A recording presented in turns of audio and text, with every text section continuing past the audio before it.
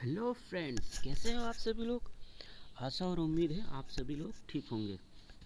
कुछ दिनों से मैं आपसे रूबरू नहीं हो पा रहा था क्योंकि मुझे टाइम नहीं मिल पा रहा था और कुछ स्वास्थ्य कारणों से मैं व्यस्त था।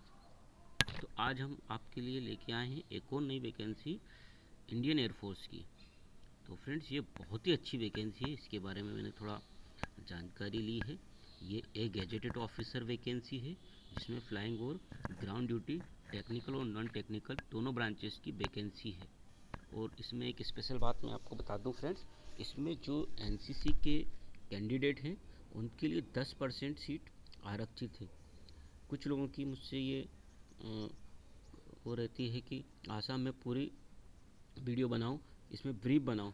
बट क्या हो जाता है फ्रेंड, ब्रीफ वीडियो बनाने में थोड़ी वीडियो लंबी हो जाती है और कुछ लोग इस वीडियो को देखते नहीं हैं। तो इसलिए मैं कभी कभी क्या होता है, दो पार्ट्स में वीडियो बनाता हूँ। एक पार्ट्स में बेसिक डिटेल देता हूँ और एक पार्ट्स उन लोगों के लिए रहता है जो ब्रीफ डिटेल चाहते हैं, जो कि बिल्कुल ही इस वैकेंसी को भरने के इच्छुक होते हैं। तो जल्द से जल्द ज़्यादा टाइम बर्बाद ना करते हुए मैं आपको बता देता हूँ इस वैकेंसी के बारे में। ये इंडियन एयरफोर्स की वैकेंसी है। एफ कैट 01/2026 के थ्रू निकली है। Means air force common admission test के थ्रू निकली है। इसमें flying branch and ground duty की वैकेंसी है। इसमें टेक्निकल और नॉन टेक्निकल दोनों तरह की ब्रांचेस हैं और एनसीसी स्पेशल एंट्री है ये। और इसके जो फॉर्म सबमिशन है वो 17 नवंबर 2025 से भरना स्टार्ट हो गए हैं और जो है 14 दिसंबर 2025 तक भराएंगे ये फॉर्म। और इसके जो एग्ज़ाम कंडक्ट होंगे वो 31 जनवरी 2026 को होंगे। चलिए जान लेते हैं ब्रांच और वैकेंसी के बारे में। एफ कैट की एंट्री लेवल वैकेंसी है। इसमें फ्लाइंग की जो वैकेंसी है 4 है, जो कि वुमेन की है। और मेंस की 34 वैकेंसी है। और ग्राउंड ड्यूटी टेक्निकल की जो है टोटल 100 वैकेंसी है मेंस के लिए। और फीमेल्स के लिए 23 वैकेंसी है। इसी तरह जो दो ब्रांच रहती है इसमें इसमें ब्रीफ हम नीचे देखेंगे। एक 38 वैकेंसी इसमें और है और एक वुमेन के लिए 09 वैकेंसी है। ग्राउंड ड्यूटी नॉन टेक्निकल में वेपन सिस्टम जो एक ब्रांच है उसमें 21 है, एडमिन ब्रांच में 48 है, लॉ में 09 है, अकाउंट में 08 है, एडमिन में 02 है। और मेट्रोलॉजी एक डिपार्टमेंट है जिसमें 09 है। इसी प्रकार फीमेल के लिए 05, एडमिन के लिए 12, लीगल के लिए 02, अकाउंट के लिए 02, एडमिन के लिए 2 और मेट्रोलॉजी के डिपार्टमेंट है 2 वैकेंसी है। फ्लाइंग के लिए जो है इसमें एनसीसी स्पेशल एंट्री में 10% सीट रिजर्व हैं। जान लेते हैं अब इसमें जो दो टाइप के कमीशन होते हैं। एक परमानेंट कमीशन रहता है पीसी, जो मेन और वुमेन दोनों के लिए होता है। अब इसमें क्या होता है कि जो कैंडिडेट रहता है वो अपनी जो एज है रिटायरमेंट की तब तक अपने पद पर रहता है और आगे रैंक बढ़ाते रहता है। और शॉर्ट सर्विस कमीशन एसएससी जो वो जिसको बोलते हैं शॉर्ट सर्विस कमीशन, ये मेन और वुमेन दोनों के लिए है। इसमें लगभग 14 या 15, हाँ 15, 14 ईयर जो है इसमें आप नौकरी कर सकते हो इंगेजमेंट पीरियड से लेके। इसी प्रकार ग्राउंड की जो ड्यूटी है टेक्निकल और नॉन टेक्निकल जो है इसमें भी एसएससी मतलब शॉर्ट सर्विस कमीशन में ऑफिसर लेवल की जो है उसमें 10 ईयर तक आप रह सकते हो। एक्सटेंशन मिलता है आपको 4 ईयर का आगे, तो आप इसमें 4 ईयर आगे और रह सकते हो और फिर आगे इसी प्रकार बढ़ते जाते हो। ग्रांड ऑफ परमानेंट कमीशन, इसमें जो है आप नॉर्मली चीज़ हम देखते हैं इस वाले पार्ट्स में। तो और एलिजिबिलिटी कंडीशन की देख लेते तो एज जो क्राइटेरिया है वो 20 से 24 ईयर होना चाहिए एनसीसी स्पेशल एंट्री के लिए। मीन्स जो कैंडिडेट है उसका जन्म 2 जनवरी 2003 से लेकर 1 जनवरी 2007 के बीच का होना चाहिए। अपर एज लिमिट जो है एज रिलैक्सेशन के साथ डीजीसीए कॉमर्शियल जो पायलट हैं उनके पास अगर लाइसेंस है तो 36 ईयर तक है। और इस प्रकार उनकी जो एज है वो 2 जनवरी 2001 से लेके 1 जनवरी 2007 के बीच उनका बर्थ होना चाहिए। तो इसी प्रकार ग्राउंड ड्यूटी में भी नॉन टेक्निकल ग्राउंड ड्यूटी में 26 साल होना चाहिए, 20 से लेकर 26 साल होना चाहिए। अब बात कर लेते हैं हम एजुकेशन क्वालिफ़िकेशन की, जो बहुत ज़रूरी है क्योंकि ये वैकेंसी हर किसी को समझ नहीं आती है। इसके फॉर्म हर कोई डाल भी नहीं सकता है। तो फ्लाइंग ब्रांच में जो है कैंडिडेट जो है उसको मिनिमम जो है 50% मार्क्स से 12th में पीसीएम में फिजिक्स केमिस्ट्री मैथ में उत्तीर्ण होना चाहिए। और इसी प्रकार ग्रेजुएशन भी होना चाहिए 3 ईयर का और उसमें 60% मार्क्स होना चाहिए फ्लाइंग ब्रांच में। और बी टेक भी चल जाएगा, वो भी 60% मार्क्स से होना चाहिए।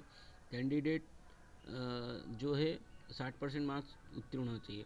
स्कोर लगा है तो आप ग्रेजुएशन भी लगा सकते हो 60% मार्क्स से वो बीटेक भी लगा सकते हो। ग्राउंड ड्यूटी जो टेक्निकल ब्रांच की बात करते हैं अपनी एरोनॉटिक्स इंजीनियरिंग में, अब ये हम बात करते हैं AEL जो आपने ऊपर देखा था। कैंडिडेट को जो है 50% मार्क्स से फिजिक्स केमिस्ट्री फिजिक्स मैथ में 10+2 में उत्तीर्ण होना चाहिए, और MSc उसका इलेक्ट्रॉनिक से होना चाहिए 50% मार्क्स से। BSc में भी इसका फिजिक्स होना चाहिए, मिनिमम 60% मार्क्स से उसको उत्तीर्ण होना चाहिए, और 4 ईयर की डिग्री भी इंटीग्रेटेड इंजीनियरिंग टेक्नोलॉजी में आपकी चल जाएगी।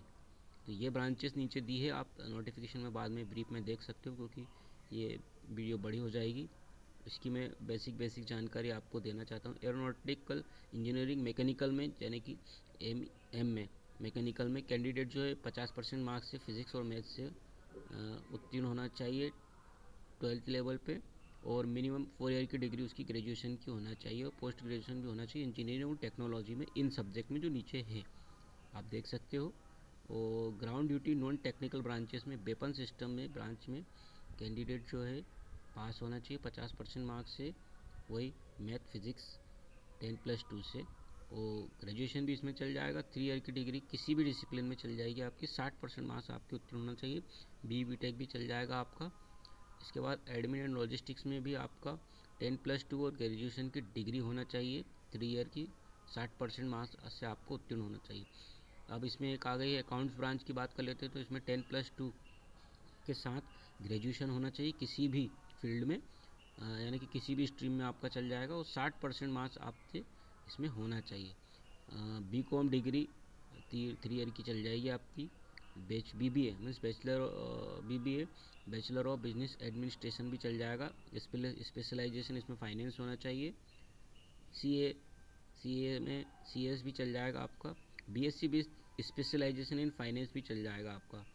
अब एजुकेशन में जो है आपका इसकी एक और वैकेंसी है, 10+2 चल जाएगा आपका। पोस्ट ग्रेजुएशन भी चल जाएगा 50% मार्क्स से।